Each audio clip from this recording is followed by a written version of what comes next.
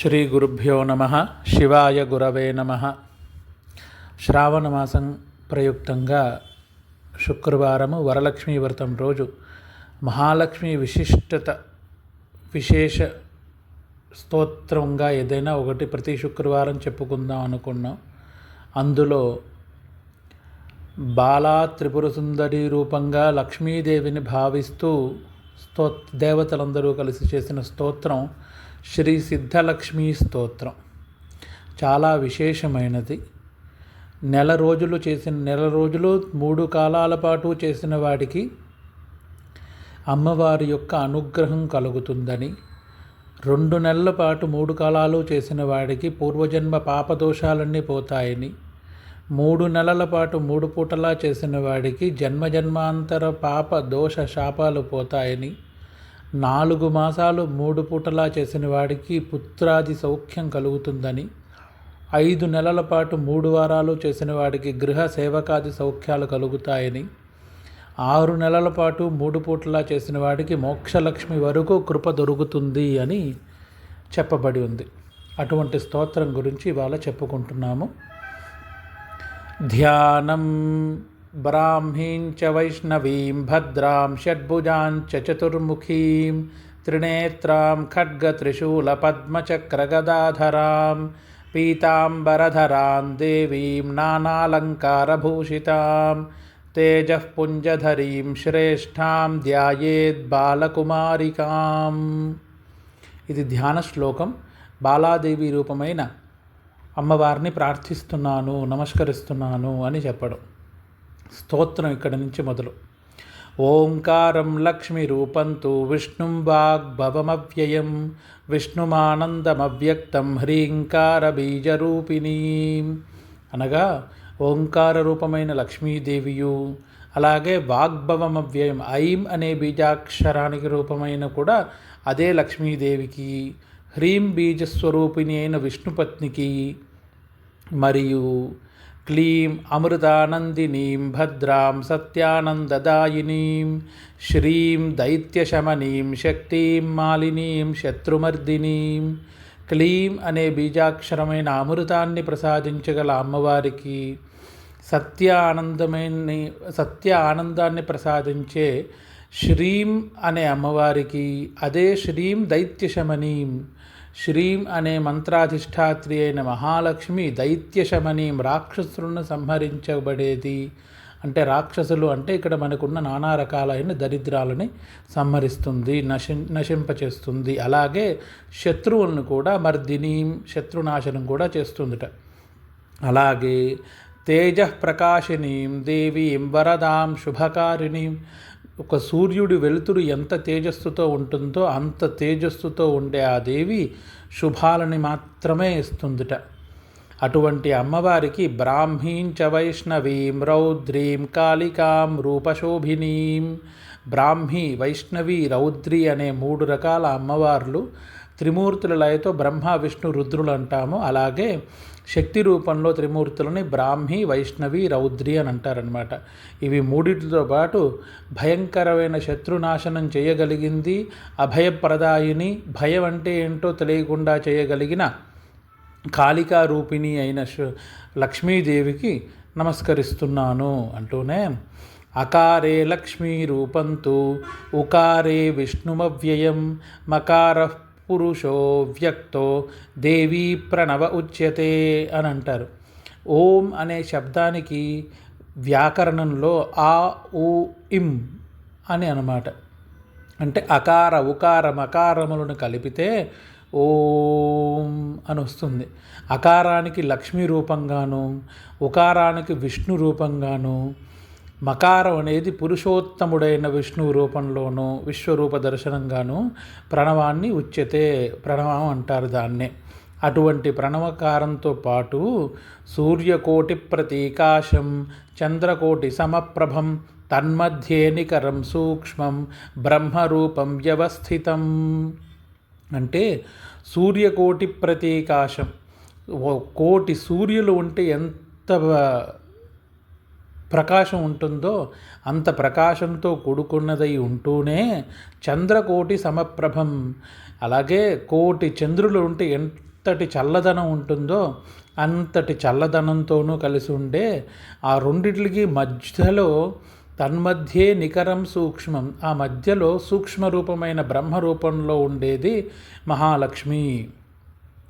ఓంకారం పరమానందం సదైవ సురసుందరీం సిద్ధలక్ష్మీ మోక్షలక్ష్మీ ఆద్యలక్ష్మీ నమోస్తుతే. అటువంటి ఓంకారంతో పరమానందభరమైన అమ్మవారిని నేను నమస్కరిస్తున్నాను.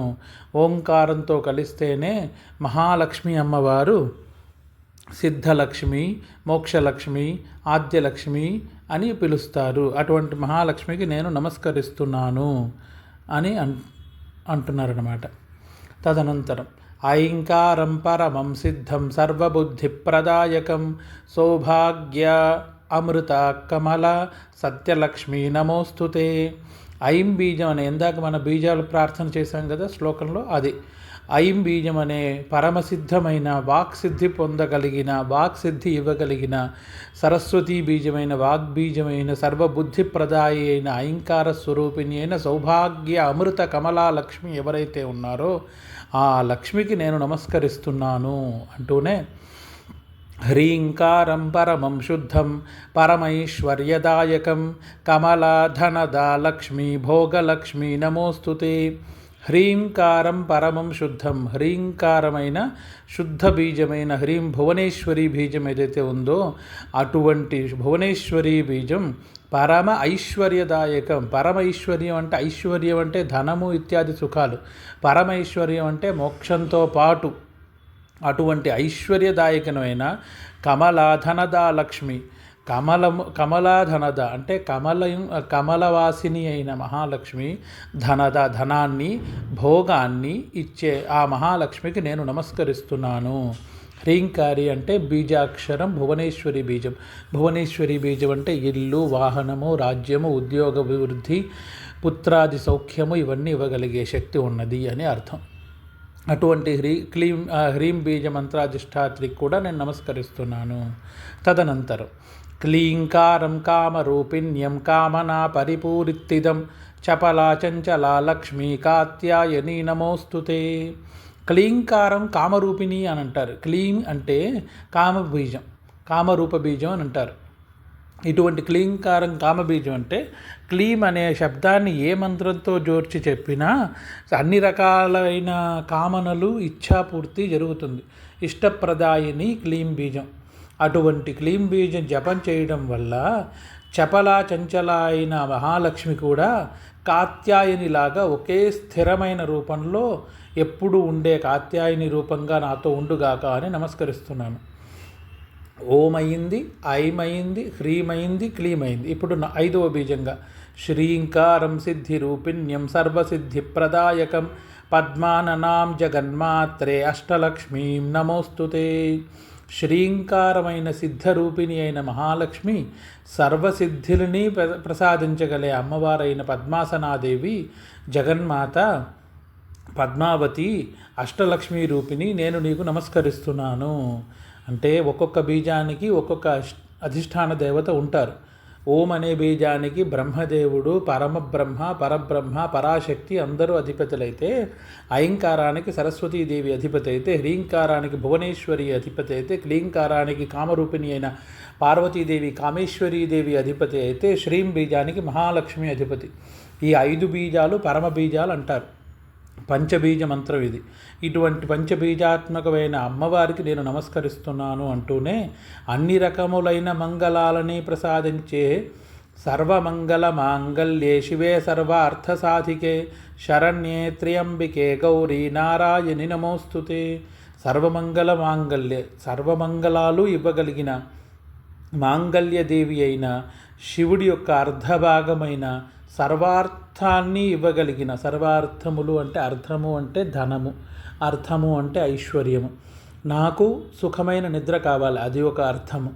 అలాగే నాకు సుఖమైన నిద్రకి మంచి పరుపు ఇత్యాది కావాలి, అది ఒక అర్థము. పుష్టుగా భోజనం చేయాలి కానీ ఆరోగ్యంగా ఉండాలి, దాన్ని ఆరోగ్యార్థము. విద్యార్థి అంటే విద్యని అర్థించువాడు అని.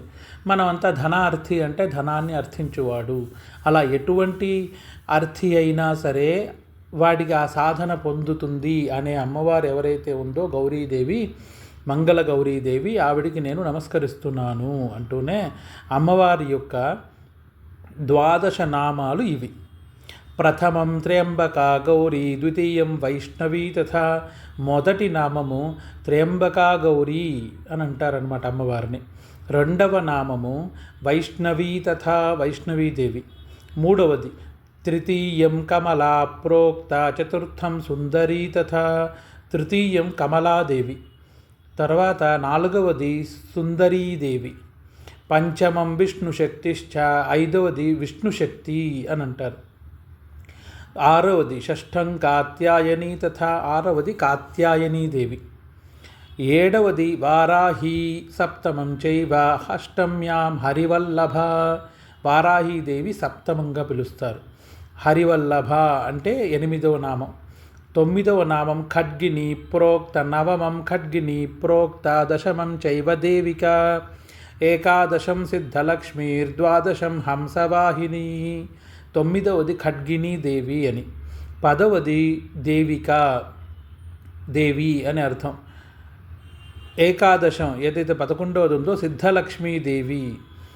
12వది హంసవాహిని అని అంటారనమాట. ఈ 12 నామాలు ఏంటంటే త్ర్యంబక గౌరీదేవ్యై నమః, వైష్ణవీదేవ్యై నమః, కమలాదేవ్యై నమః, సుందరీదేవ్యై నమః, విష్ణుశక్తిదేవ్యై నమః, కాత్యాయనీదేవ్యై నమః, వారాహీదేవ్యై నమః, హరివల్లభాదేవ్యై నమః, ఖడ్గినీదేవ్యై నమః, దేవికాదేవ్యై నమః, సిద్ధలక్ష్మీదేవ్యై నమః, హంసవాహినీదేవ్యై నమః అని 12 నామాలు విశేషమైన నామాలు. పూర్తి స్తోత్రం చేయలేకపోయినా ఈ 12 నామాలు 3 పూట్ల 3 సార్లు, పొద్దున్న ఒకసారి, మధ్యాహ్నం ఒకసారి, సాయంకాలం ఒకసారి చెప్పితే లక్ష్మీ అమ్మవారి కృప ఎప్పుడూ ఉంటుంది అంటూనే ఫలశ్రుతి చెప్తున్నారు. ఏతత్ స్తోత్రం వరం దేవ్యా ఏ పఠంతి సదా నరాః, సర్వాపద్భ్యో విముచ్యంతే నాత్ర కార్య విచారణ. ఏతత్ స్తోత్రం వరం దేవ్య, అమ్మవారి యొక్క అనుగ్రహం వల్ల వచ్చిన ఈ స్తోత్రాన్ని ఏ పఠంతి సదా, ఏ నరుడైతే సదా పఠిస్తాడో అతనికి సర్వాపద్భ్యో విముచ్యంతే, సర్వ ఆపదల నుంచి విముక్తి పొందుతూ దాంట్లో ఎటువంటి నాత్రకార్యో విచారణ, అక్కడ ఎటువంటి విచారణ అవసరం లేదు, పరిపూర్ణమైన ఆపద నుంచి ముక్తి పొందుతాడు. అలాగే మొదట్లో చెప్పినట్టుగా ఏకమాసం ద్విమాసం చ త్రిమాసం మాస చతుష్టయం, పంచమాసం చ షణ్మాసం త్రికాలం యః పఠేత్ సదా అని 6 మాసాలకి ఒక్కొక్క మాసానికి ఉన్న విషయాన్ని ముందరే మీకు చెప్పాను. దీంట్లో బ్రాహ్మణ క్లేశితో దుఃఖీ దారిద్ర్య భయపీడితః. బ్రాహ్మణ అంటే బ్రహ్మజ్ఞానము కొరకై ప్రయత్నించువాడికి బ్రహ్మజ్ఞానము దొరుకుతుంది. క్లేశితో కష్టముల్లో ఉన్నవాడికి కష్టములు తొలగి మంచి జరుగుతుంది. దుఃఖి ఎప్పుడూ ఏదో ఒకదానికి చింతిస్తూ ఉండేవాడికి ఆ చింత తొలుగుతుంది. దారిద్ర్య భయపీడిత, దారిద్ర్యము అనే భయము దారిద్ర్యం అనే భయంతో పీడింపబడుతున్నవాడు కూడా విముక్తి పొందుతాడు. జన్మాంతర సహస్రోత్తైర్ముచ్యతే సర్వకిల్బిషై.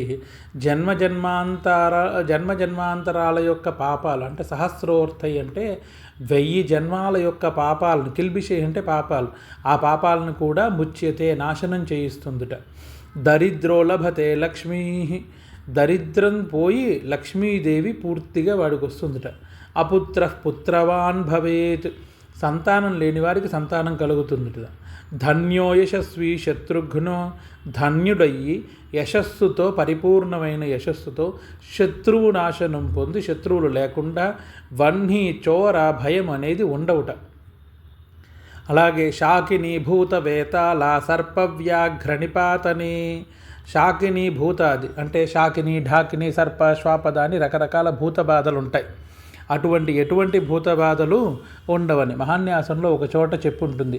త్వగస్థిగతై సర్వపాపై ప్రముచ్యతే సర్వభూతేష్వపరాజితో భవతి తతో భూత ప్రేత పిశాచ బద్ధ బ్రహ్మరాక్షస యక్ష యమదూత శాకిని, ఢాకిని, సర్ప, శ్వాపద అని రకరకాల భూత బాధలు, ప్రాణి బాధలు, సర్ప అంటే పాములతో బాధలు, శ్వాపద అంటే సింహాలు వంటివి ఎటువంటి బాధలు వాడికి రావు, అన్నిటి నుంచి కాపాడుతుందిట. అలాగే ఎప్పుడు రాజద్వారే సభాస్థానే కారాగ్రహే నిబంధనే, ఎటువంటి రాజద్వారం అంటే ఎటువంటి ఉన్నత ఉద్యోగ స్థానంలో అయినా, రాజ్యస్థానంలో అయినా, ఎటువంటి పరిస్థితుల్లో అయినా, సభాస్థానంలో 10 మందిలో నుంచి మాట్లాడవలసి వచ్చిన అన్ని చోట్ల అమ్మవారు వెన్నుండే కాపాడుతుందట. ఎక్కడి వరకు కారాగృహే, జైలైనా సరే అమ్మవారు వెనకాలే ఉండి కాపాడుతుందట. ఈశ్వరేణ కృతం స్తోత్రం ప్రాణినాం హితకారకం, స్వయం ఈశ్వరుడే ఈ స్తోత్రాన్ని జనుల హితం కొరకై ఇచ్చాట. స్తువంతు బ్రాహ్మణా నిత్యం దారిద్ర్యం నచ బాధ్యతే. ఈ పారాయణని నిత్యం పారాయణం చేయగలిగితే అటువంటి వాడికి ఎటువంటి దరిద్రము ఉండదు, ఆ దరిద్రాన్ని పోగొడుతుంది. సర్వపాప హరా లక్ష్మీ, సర్వపాపముల్ని హరింపు చేస్తుంది లక్ష్మీదేవి. అలాగే సర్వసిద్ధి ప్రదాయిని, సర్వసిద్ధులని కలిగిస్తుందిట. సాధక లభతే సర్వం, ఎవడైతే ఈ మంత్ర సాధన, ఈ స్తోత్ర సాధన చేస్తాడో వాడికి అన్ని రకాల సాధకమైన విషయాలు ఏవైతే ఉన్నాయో అవన్నీ వస్తాయట. పఠేత్ స్తోత్రం నిరంతరం, ఈ స్తోత్రాన్ని నిరంతరం పఠించేవాడికి. యా శ్రీ పద్మాననే కదంబ శిఖరే రాజగృహే కుంజరే శ్వేతే చాశ్వయుతే వృషే చ యుగలే యజ్ఞే చ యూపస్థితే శంఖే దైవకులే నరేంద్రభవనే గంగాతటే గోకులే సా శ్రీస్తిష్టతి సర్వదా మమ గృహే భూయాత్ సదా నిశ్చలా అని. యా శ్రీ పద్మావనే, ఏదైతే శ్రీం బీజమంత్రాధిష్టాత్రి అయిన మహాలక్ష్మి ఏదైతే ఉందో, కదంబవాసిని అయితే కదంబ వనవాసిని అని లలితా సహస్రనామ స్తోత్రంలో ఉన్నది. అటువంటి అమ్మవారు ఎవరైతే ఉన్నారో ఆవిడ నా ఇంటిలో రాజగృహంగా నన్ను మార్చి శ్వేత చాశ్వయుతే వృషే, శ్వేత అశ్వములతో కలిగినదై యుగలే యజ్ఞే చ యుపస్థితే, రకరకాల పరిస్థితులలో ఎందు కూడా యజ్ఞయాగాది క్రతువుల నుంచి ఏదైనా శుభకార్యం చేయదలిచినప్పుడు ఎటువంటి ఆటంకము లేకుండా ఈశ్వరార్పణ బుద్ధితో చేయగల శక్తితో శంఖము చక్రము ఇత్యాది కలిగినదై నరేంద్ర భవనం వంటి నాకు ఇంటినిచ్చి, నేను స్నానం చేసే తటమే గంగా తట సమానంగా పెట్టి, నేను ఉండే ఇంట్లోనే గోకులం ఉన్నట్టు భావించి, శ్రీ తిష్టతి అంటే శ్రీ అంటే లక్ష్మీదేవి తిష్టతి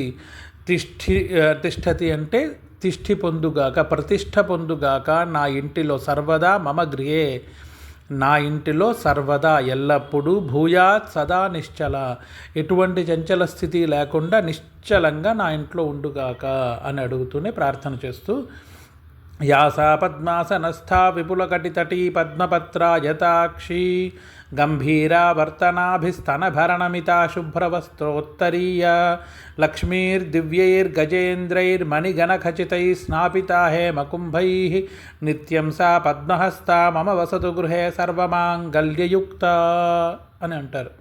అంటే పద్మాసనస్థురాలై విపుల కటితటి సుందరమైన కటిస్వరూపంతో ఉన్న పద్మపత్రాయతాక్షి పద్మము పత్రములపైన కూర్చుని ఉన్న, అలాగే పద్మపత్రాలు వంటి నయనములు కలిగిన గంభీరావర్తనాభి గంభీరమైన రూపంతో స్తనభరణమిత శుద్ధ వస్త్రోత్తరీయ పరిపూర్ణమైన శుద్ధమైన పట్టు వస్త్రములు ధరించిన, 2 పక్కల 2 ఏనుగులతో దివ్యైర్ గజేంద్రై 2 పక్కల 2 ఏనుగులు, అవి కూడా ఎలా ఉన్నాయంటే మణిగణ ఖచితై పెద్ద పెద్ద గంటలు మోగిస్తూ ఆ ఏనుగులు 2 పక్కల నుంచుని ఉంటాయి కమలాలను పట్టుకుని. అటువంటి రూపంలో స్నాపిత హేమకుంభై 2 కుంభాలతో ఆ ఏనుగులు నీళ్లు పోస్తూ ఉంటాయి అమ్మవారి మీద. అటువంటి నిత్యం ఏనుగులచే అభిషేకించబడుతూ పరిపూర్ణమైన శుద్ధ వస్త్రములతో పట్టు వస్త్రములతో అమ్మవారి ఎల్లప్పుడూ నా ఇంట్లో మమ వసతు గృహే అన్ని మంగళకరమైన రూపములలో నా ఇంట్లో నిత్యము సదా ఉండేటట్టు ఆశీర్వదించు తల్లి అని అమ్మవారిని కోరుకుంటూ మా ఇంట్లో ఉండు అని అంటున్నారు. ఇది శ్రీ ఈశ్వరకృత సిద్ధలక్ష్మీ స్తోత్రం సంపూర్ణం. శివాయ గురవే నమః. ఇది సిద్ధలక్ష్మీ స్తోత్రం. శ్రావణ మాసం వరలక్ష్మి ప్రయుక్తంగా స్తోత్ర విపులాన్ని ఇచ్చాను. రెండవది స్తోత్రాన్ని కూడా విడిగా పంపిస్తాను, వినదలిచిన వాళ్ళు వినొచ్చు. శివాయ గురవే నమః. ఓం శ్రీం హ్రీం నమః శివాయ.